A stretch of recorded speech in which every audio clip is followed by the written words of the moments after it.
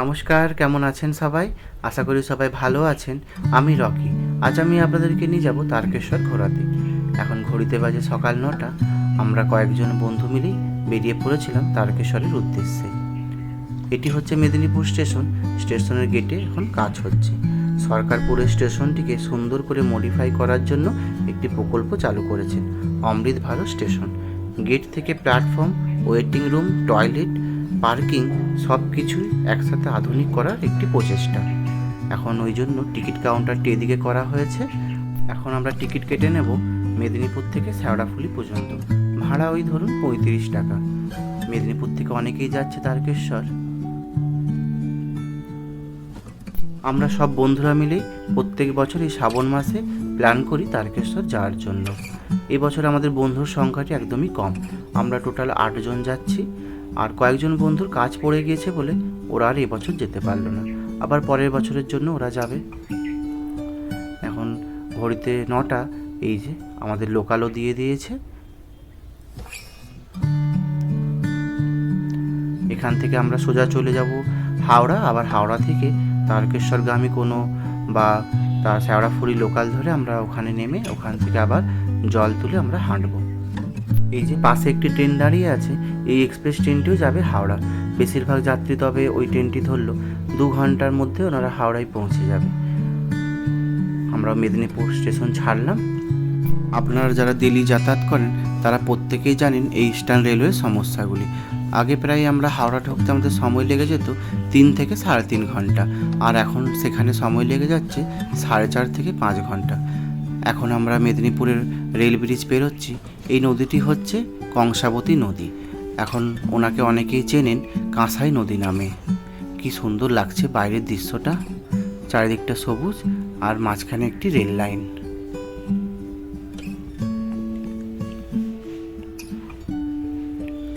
গল্প করতে করতে আমরা এখন প্রায় চলেই এলাম খড়গপুর স্টেশন। এই মন্দিরটি দেখলেই শুধু মনে হয় খড়গপুর এসে পৌঁছালাম। মেদিনীপুর থেকে যতগুলি ট্রেন আসবে একদম মন্দিরের গা ঘেঁষে 8 নম্বর কি 7 নম্বর প্ল্যাটফর্মে খড়গপুরে ঢোকে।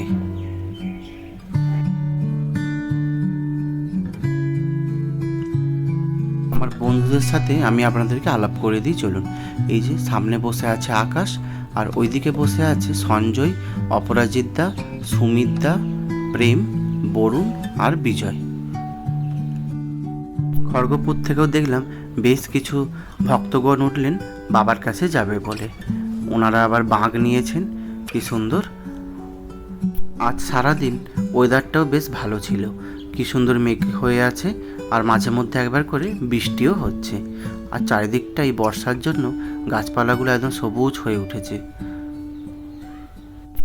গল্প করতে করতেই একদম প্রায় হাওড়া স্টেশনের কাছাকাছি আমরা। চলুন এবারে আমাদের নেমে যাওয়ার পালা।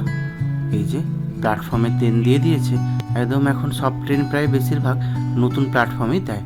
আমরা আছি 18 নম্বর প্ল্যাটফর্মে। এখানে বেশিরভাগ মানুষজন দেখছি নামছেন, আর সবাই এই গেরুয়া পোশাকগুলি পরে। দেখলেই বোঝা যায় যে ওনারাও তারকেশ্বর যাবেন আমাদেরই সাথে। বেশ সুন্দর একটি আনন্দও লাগে। আর কি সুন্দর ওনারা ম্যাচিং করে করে ড্রেসও পরে আসেন। এখন ঘড়িতে বাজে 3:55। আমরা একদম 12-13 নম্বর প্ল্যাটফর্মের কাছে গিয়ে দেখি এখন কি কি লোকাল আছে। এখানে হাওড়া তারকেশ্বর লোকাল একটি পেলাম। 2:10 ছাড়বে 4 নম্বর প্ল্যাটফর্ম থেকে। স্টেশনটার মধ্যে মানুষের এত ভিড়, আর বেশিরভাগ মানুষ এই লোকালটি ধরে একদম যাবে শেওড়াফুলি। এখন ট্রেন ঢুকছে প্ল্যাটফর্মের দিকে, আর এত মানুষের ভিড় প্ল্যাটফর্মে আমরা একটু সামনের দিকে এগিয়ে গিয়েছিলাম। আর এই ট্রেনটিও আসছে তারকেশ্বর থেকে একদম হাওড়া।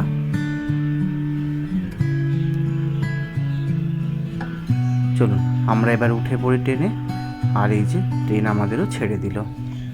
পুরো কারেক্ট টাইমেই দেখলাম ট্রেন ছাড়লো।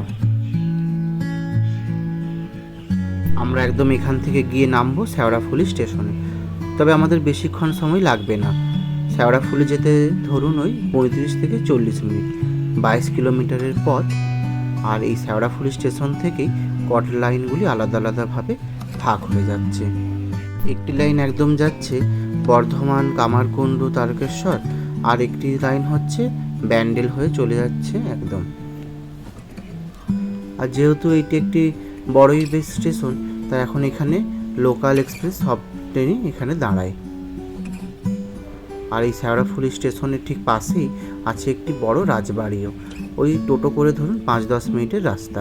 শেওড়াফুলির আশেপাশে এখন বড় বড় কারখানাও গড়ে উঠেছে।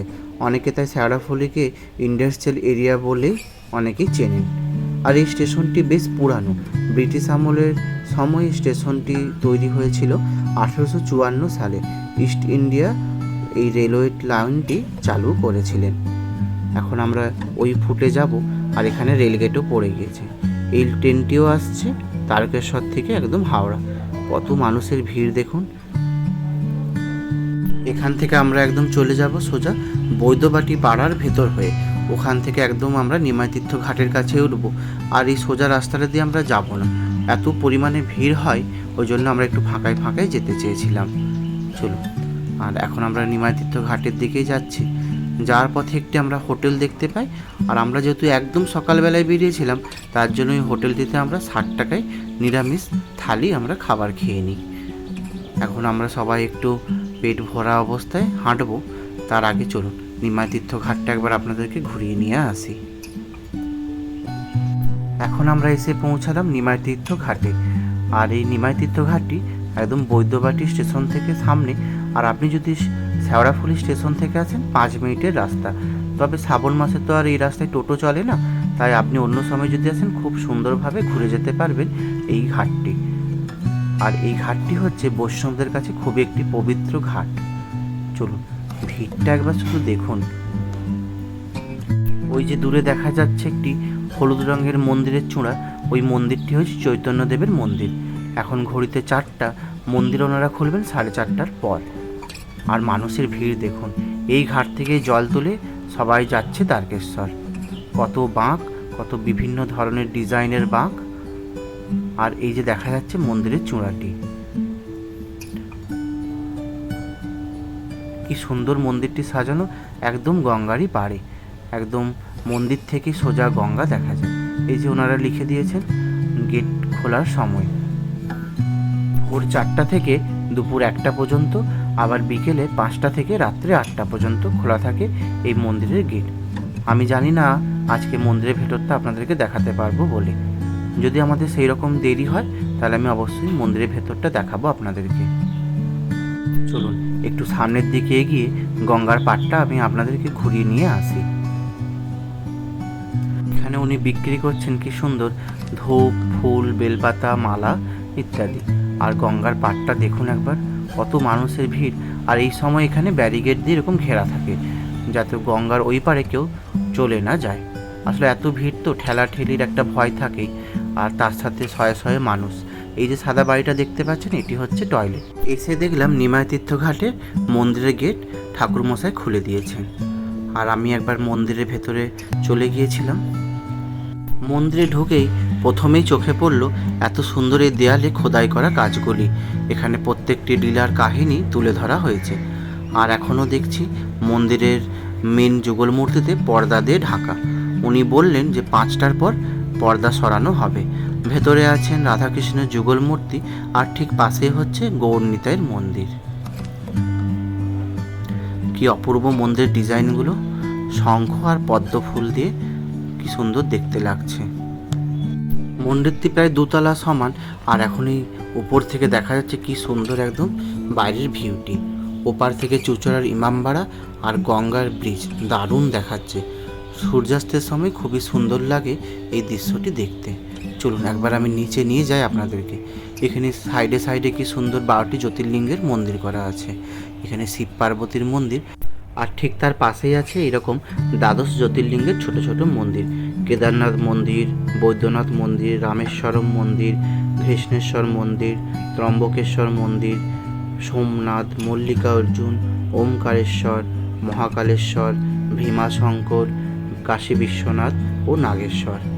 পুরো চারদিকটা জুড়েই এরকম 12 জ্যোতির্লিঙ্গের মন্দির। আর এটি হচ্ছে মন্দিরের একদম ফ্রন্ট সাইড। কি সুন্দর লাগছে না দেখতে। আমরা সবাই গঙ্গা থেকে জল তুলে নিয়েছিলাম। এবার আমরা রওনা দেব তারকেশ্বর মন্দিরের উদ্দেশ্যে। চলুন ভিডিওটা আমি এখানেই আজকের মতন শেষ করলাম। দেখা হচ্ছে খুব তাড়াতাড়ি পরের ভিডিওতে।